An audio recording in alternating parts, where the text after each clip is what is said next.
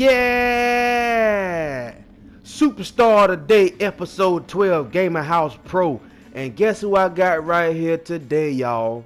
The man they call Sting.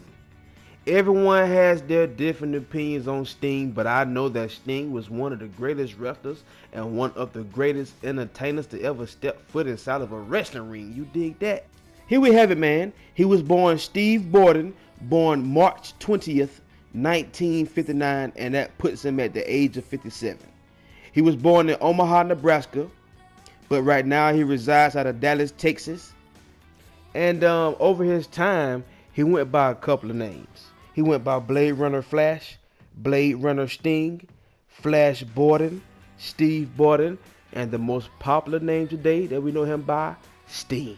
Most of us remember him from back in his JCP days, which was Jim Crockett Promotions, and they later changed to WCW, World Championship Wrestling. And most of us see him as the face of WCW, especially when Vince McMahon brought WCW out back in the early 2000s.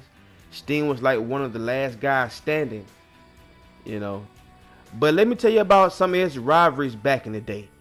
One rivalry that I remember specifically was the rivalry that he had with Big Van Vader. If I'm not mistaken, they fought back at Starrcade for that World Championship. That was some of the best wrestling that you could ever see.